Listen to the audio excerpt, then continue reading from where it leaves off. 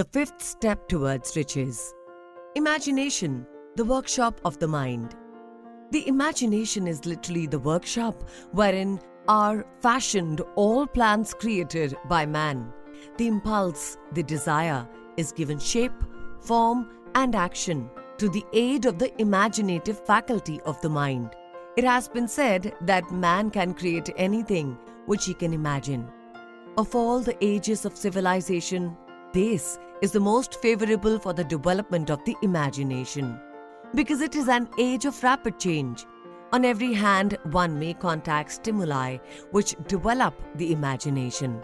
Through the aid of his imaginative faculty, man has discovered and harnessed more of nature's forces during the past 50 years than during the entire history of the human race. Previous to that time, he has conquered the air so completely that the birds are a poor match for him in flying. He has harnessed the ether and made it serve as a means of instantaneous communication with any part of the world.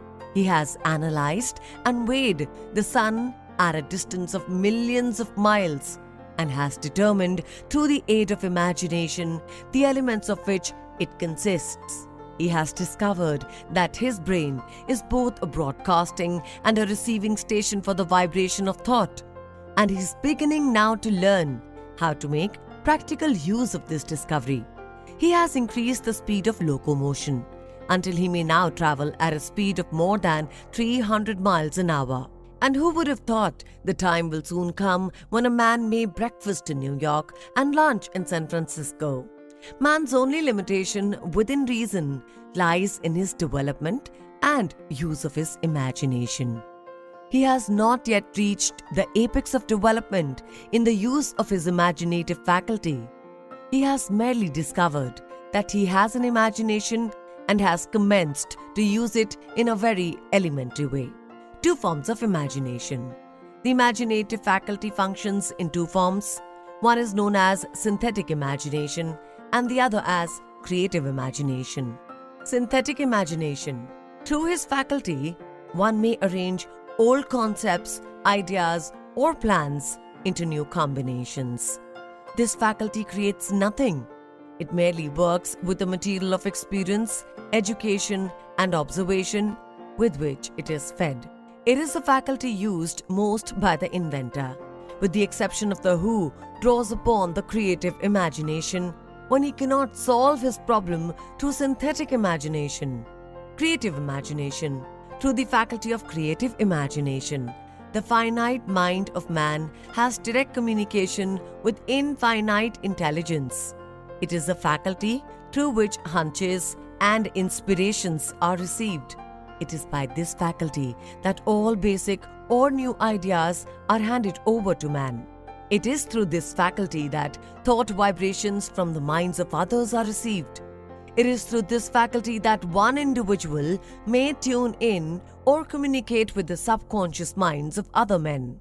The creative imagination works automatically in the manner described in subsequent pages.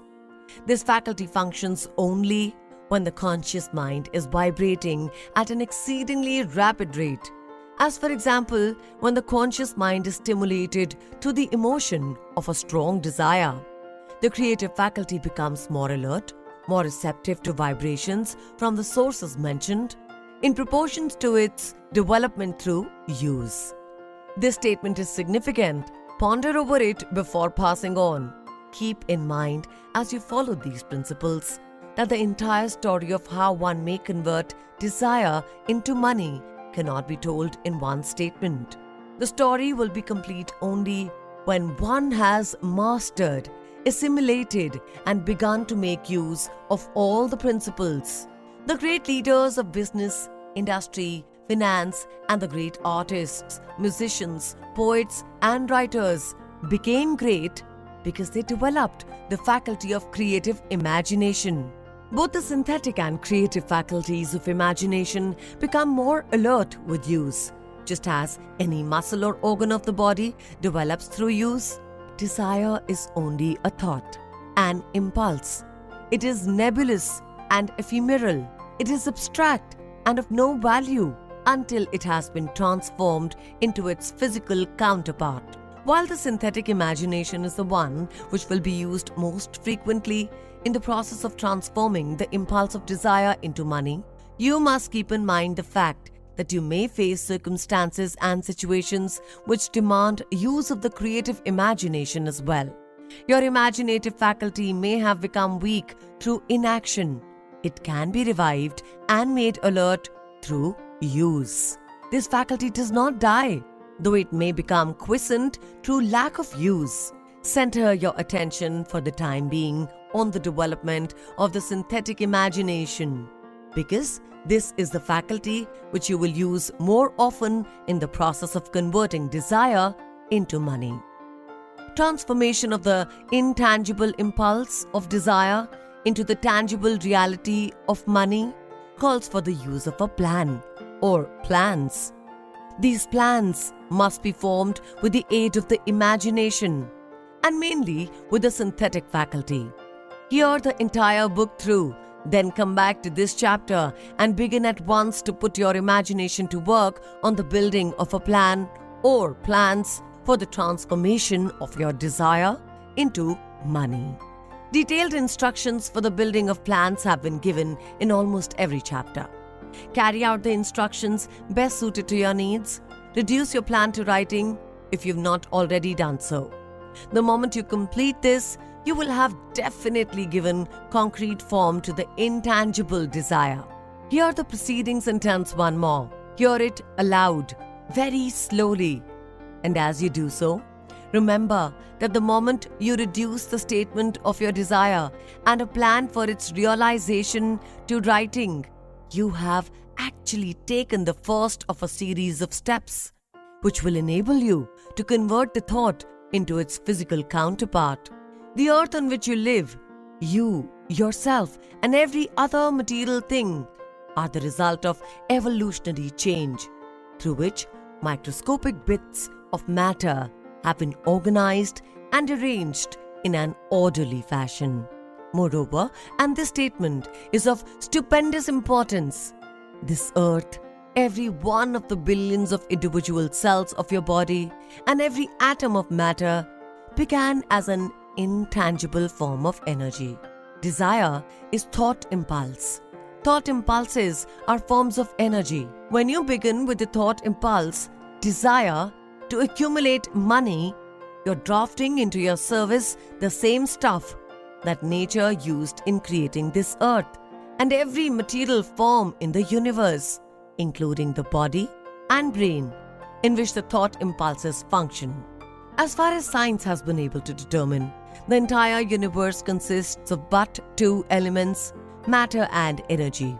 Through the combination of energy and matter has been created everything perceptible to man, from the largest star which floats in the heavens down to and including man himself. You're now engaged in the task of trying to profit by nature's method. You are sincerely and earnestly, we hope, trying to adapt yourself to nature's laws by endeavoring to convert desire into its physical or monetary equivalent. You can do it. It has been done before. You can build a fortune through the aid of laws which are immutable. But first, you must become familiar with these laws and learn to use them. Through repetition and by approaching the description of these principles from every conceivable angle, the author hopes to reveal to you the secret through which every great fortune has been accumulated. Strange and paradoxical as it may seem, the secret is not a secret. Nature herself advertises it in the earth on which we live, the stars, the planets suspended within our view, in the elements above and around us, in every blade of grass and every form of life within our vision. Nature advertises this secret in terms of biology, in the conversion of a tiny cell, so small that it may be lost on the point of a pin, into the human being now hearing this line. The conversion of desire into its physical equivalent is certainly no more miraculous, Do not become discouraged if you do not fully comprehend all that has been stated. Unless you long have been a student of the mind, it is not to be expected that you will assimilate all that is in this chapter upon a first hearing. But you will, in time, make good progress. The principles which follow will open the way for understanding of imagination. Assimilate that which you understand as you hear this philosophy for the first time. Then you hear it again and study it. You will discover that something has happened to clarify it and give you a broader understanding of the whole.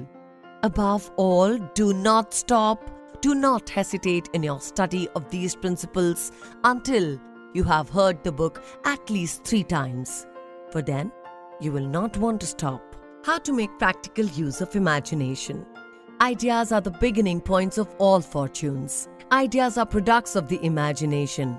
Let us examine a few well-known ideas which have yielded huge fortunes with the hope that these illustrations will convey definite information concerning the method by which imagination may be used in accumulating riches. The enchanted kettle.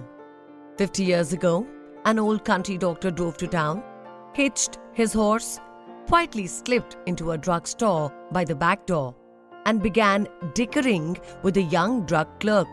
His mission was destined to yield great wealth to many people. It was destined to bring to the South the most far-flung benefit since the Civil War. For more than an hour, behind the prescription counter, the old doctor and the clerk talked in low tones. Then, the doctor left. He went out to the buggy and brought back a large, old-fashioned kettle, a big wooden paddle, used for stirring the contents of the kettle, and deposited them in the back of the store. The clerk inspected the kettle, reached into his inside pocket, took out a roll of bills, and handed it over to the doctor. The roll contained exactly $500, the clerk's entire savings. The doctor handed over a small slip of paper on which was written a secret formula. The words on that small slip of paper were worth a king's ransom, but not to the doctor. Those magic words were needed to start the kettle to boiling, but neither the doctor nor the young clerk knew what fabulous fortunes were destined to flow from that kettle. The old doctor was glad to sell the outfit for $500. The money would pay off his debts and give him freedom of mind. The clerk was taking a big chance by staking his entire life savings on a mere scrap of paper and an old kettle. He never dreamed his investment would start a kettle to overflowing with gold that would surpass the miraculous performance of Aladdin's lamp. What the clerk really purchased was an idea. The old kettle and the wooden paddle and the secret message on a slip of paper were incidental. The strange performance of that kettle began to take place after the new owner mixed with the secret instruction, an ingredient of which the doctor knew nothing. Hear this story carefully. Give your imagination a test. See if you discover what it was that the young man added to the secret message, which caused the kettle to overflow with gold. Remember, as you hear, that this is not a story from Arabian Nights. Here you have a story of facts, stranger than fiction, facts which began in the form of an idea. Now let us take a look at the vast fortunes of gold this idea has produced. It has paid and still pays huge fortunes to men and women all over the world, who distribute the contents of the kettle to millions of people. The old kettle is now one of the world's largest consumers of sugar, thus providing jobs of a permanent nature to thousands of men and women engaged in growing sugarcane and in refining and marketing sugar. The old kettle consumes annually millions of glass bottles, providing jobs to huge numbers of glass workers. The old kettle gives employment to an army of clerks, stenographers, copywriters, and advertising experts throughout the nation. It has brought fame and fortune to scores of artists who have created magnificent pictures describing the product. The old kettle has converted a small southern city into the business capital of the South, where it now benefits, directly or indirectly, every business and practically every resident of the city. The influence of this idea now benefits every civilized country in the world, pouring out a continuous stream of gold to all who touch it. Gold from the kettle built and maintains one of the most prominent colleges of the South, where thousands of young people receive the training essential for success. The old kettle has done other marvelous things. All through the World Depression, when factories, banks, and business houses were folding up and quitting by the thousands, the owner of this enchanted kettle went marching on, giving continuous employment to an army of men and women all over the world, and paying out extra portions of gold to those who long ago had faith in the idea. If the product of that old brass kettle could talk, it would tell thrilling tales of romance in every language. Romances of love, romances of business, romances of professional men and women who are daily being stimulated by it. The author is sure of at least one such romance, for he was part of it, and it all began not far from the very spot on which the drug clerk purchased the old kettle. It was here that the author met his wife, and it was she who first told him of the enchanted kettle. It was the product of that kettle they were drinking when he asked her to accept him, for better or worse. Now that you know the content of the enchanted kettle is a world-famous drink, it is fitting that the author confess that the home city of the drink supplied him with a wife, also that the drink itself provides him with stimulation of thought without intoxication, and thereby it serves to give the refreshment of mind which an author must have to do his best work.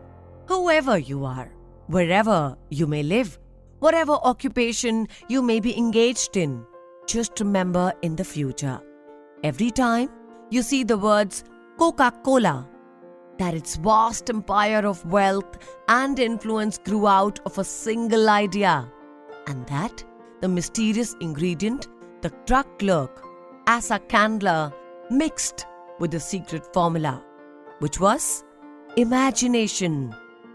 Stop and think of that for a moment. Remember also that the 13 steps to riches described in this book were the media through which the influence of Coca-Cola has been extended to every city, town, village, and crossroads of the world, and that any idea you may create has the possibility of duplicating the stupendous record of this worldwide thirst killer. Truly, thoughts are things, and their scope of operation is the world itself. What would I do if I had $1 million? This story proves the truth of that old saying, where there is a will, there is a way. It was told to me by that beloved educator and clergyman, the late Frank W. Gonzalez, who began his preaching career in the Stockyards region of South Chicago. While Dr. Gonzalez was going through college, he observed many defects in our education system. Defects which he believed he could correct if he were the head of a college. His deepest desire was to become the directing head of an educational institute in which young men and women would be taught to learn by doing. He made up his mind to organize a new college in which he could carry out his ideas without being handicapped by orthodox methods of education. He needed $1 million to put the project across. Where was he to lay his hands on so large a sum of money? That was the question that absorbed most of this ambitious young preacher's thought.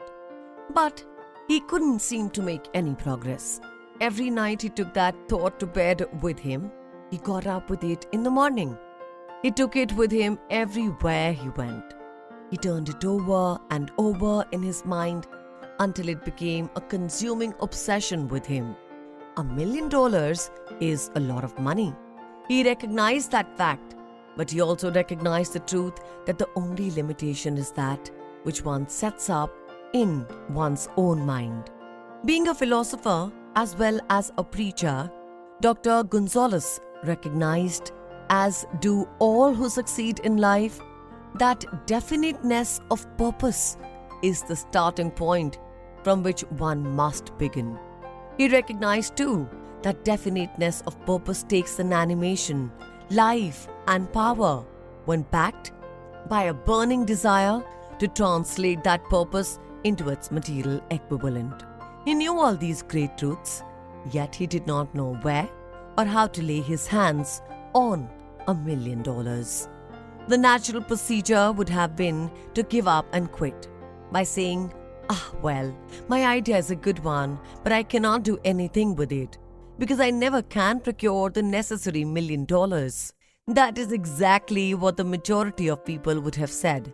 But it is not what Dr. Gonzalez said. What he said and what he did are so important that now I introduce him and let him speak for himself. One Saturday afternoon, I sat in my room thinking of ways and means of raising the money to carry out my plans. For nearly 2 years, I had been thinking, but I had done nothing but think. The time had come for action. I made up my mind, then and there, that I would get the necessary $1 million within a week. How? I was not concerned about that. The main thing of importance was the decision to get the money within a specified time. And I want to tell you that the moment I reached a definite decision to get the money within a specified time, a strange feeling of assurance came over me, such as I'd never before experienced. Something inside me seemed to say, why didn't you reach that decision a long time ago? The money was waiting for you all the time. Things began to happen in a hurry. I called the newspapers and announced I would preach a sermon the following morning entitled, "What Would I Do If I Had $1 Million?" I went to work on the sermon immediately, but I must tell you, frankly, the task was not difficult because I had been preparing that sermon for almost 2 years. The spirit back of it was part of me. Long before midnight, I had finished writing the sermon.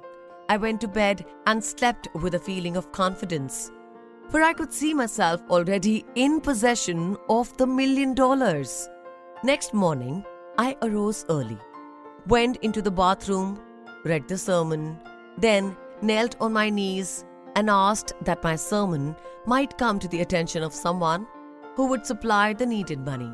While I was praying, I again had that feeling of assurance that the money would be forthcoming.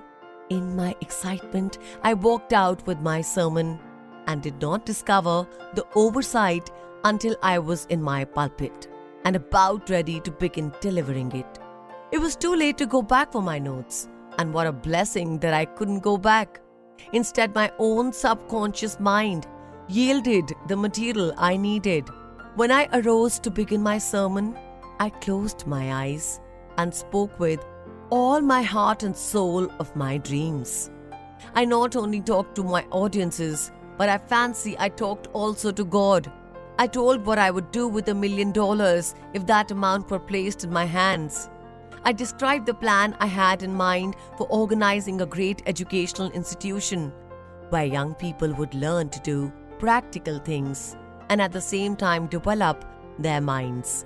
When I had finished and sat down, a man slowly arose from his seat, about 3 rows from the rear, and made his way toward the pulpit. I wondered what he was going to say. He came into the pulpit, extended his hand, and said, "Reverend, I liked your sermon. I believe you can do everything you said you would if you had $1 million. To prove that, I believe in you and your sermon. If you will come to my office tomorrow morning, I will give you the $1 million.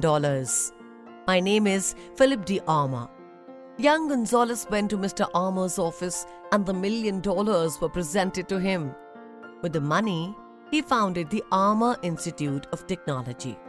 That is more money than the majority of preachers ever see in an entire lifetime.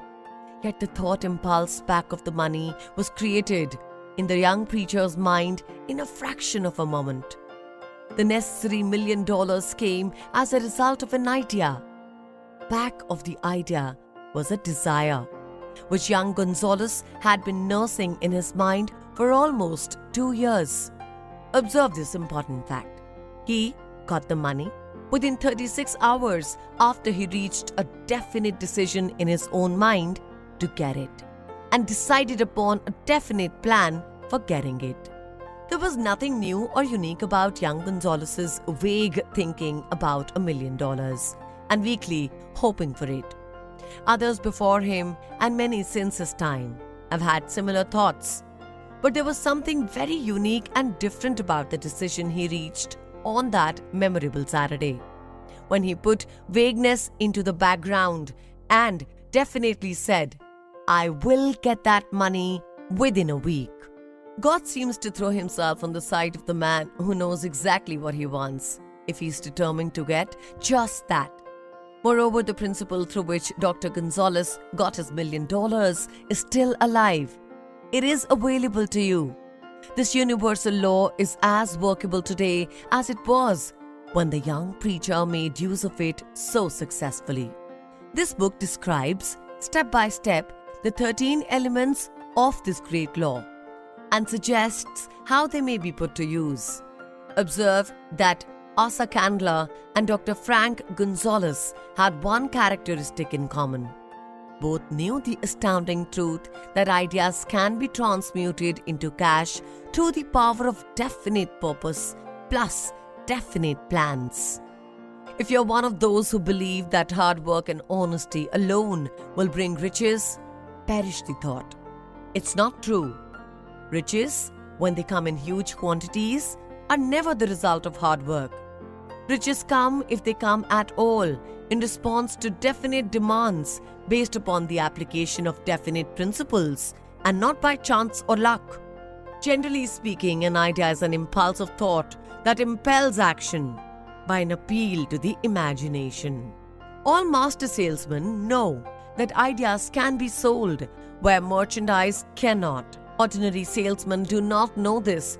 That is why they are ordinary. A publisher of books which sell for a nickel made a discovery that it should be worth much to publishers generally. He learned that many people buy titles and not contents of books, but merely changing the name of one book that was not moving. His sales on that book jumped upward more than 1 million copies. The inside of the book was not changed in any way. He merely ripped off the cover bearing the title that he did not sell and put on a new cover with the title that had box office value. That, as simple as it may seem, was an idea. It was imagination. There is no standard price on ideas. The creator of ideas makes his own price, and if he is smart, gets it. The moving picture industry created a whole flock of millionaires. Most of them were men who couldn't create ideas, but they had the imagination to recognize ideas when they saw them. The next flock of millionaires will grow out of the radio business, which is new and not overburdened with men of keen imagination. The money will be made by those who discover or create new and more meritorious radio programs and have the imagination to recognize merit and to give the radio listeners a chance to profit by it. The sponsor, that unfortunate victim who now pays the cost of all radio entertainment, soon will become idea conscious and demand something for his money. The man who beats the sponsor to the draw and supplies programs that render useful service is the man who will become rich in this new industry. Crooners and light charter artists who now pollute the air with wisecracks and silly giggles will go the way of all light timbers, and their places will be taken by real artists who interpret carefully planned programs which have been designed to service the minds of men as well as provide entertainment. Here is a wide open field of opportunity screaming its protest at the way it is being butchered. because of lack of imagination and begging for rescue at any price. Above all, the thing that radio needs is new ideas.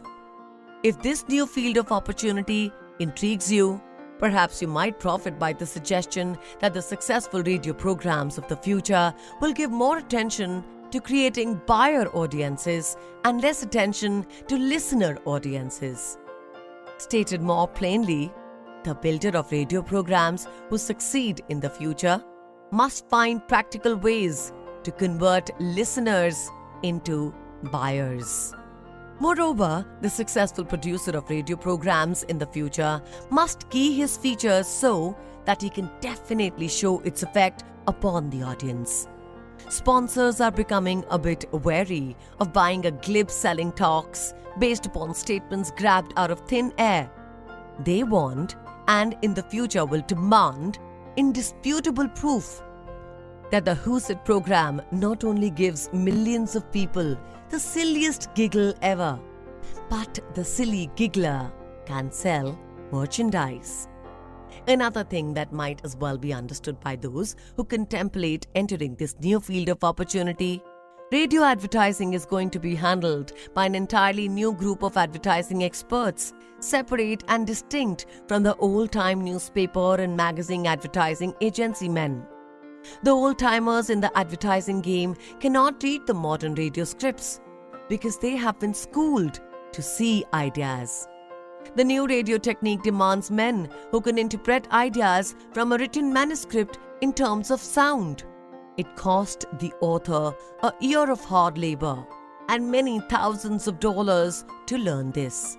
Radio, right now, is about where the moving pictures were when Mary Pickford and her curls first appeared on the screen.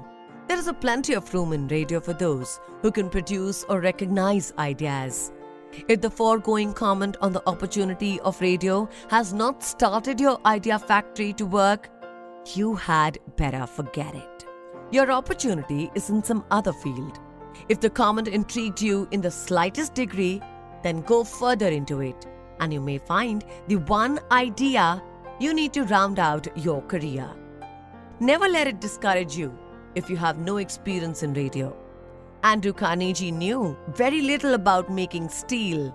I have Carnegie's own word for this, but he made practical use of two of the principles described in this book and made the steel business yield him a fortune. The story of practically every great fortune starts with the day when the creator of ideas and a seller of ideas got together and worked in harmony. Carnegie surrounded himself with men who could do all that he could not do. Men who created ideas and men who put ideas into operation, and made himself and the others fabulously rich. Millions of people go through life hoping for favorable breaks.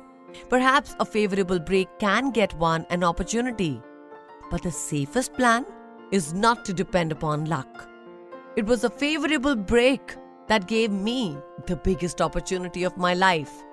But 25 years of determined effort had to be devoted to that opportunity before it became an asset. The break consisted of my good fortune in meeting and gaining the cooperation of Andrew Carnegie. On that occasion, Carnegie planted in my mind the idea of organizing the principles of achievement into a philosophy of success. Thousands of people have profited by the discoveries made in 25 years of research, and several fortunes have been accumulated through the application of the philosophy. The beginning was simple. It was an idea which anyone might have developed. The favorable break came through Carnegie.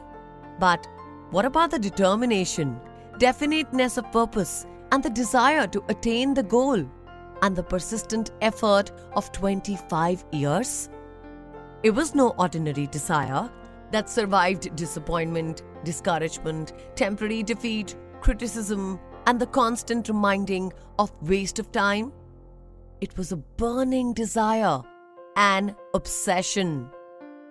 When the idea was first planted in my mind by Mr. Carnegie, it was coaxed, nursed, and enticed to remain alive. Gradually, the idea became a giant under its own power, and it coaxed, nursed, and drove me. Ideas are like that.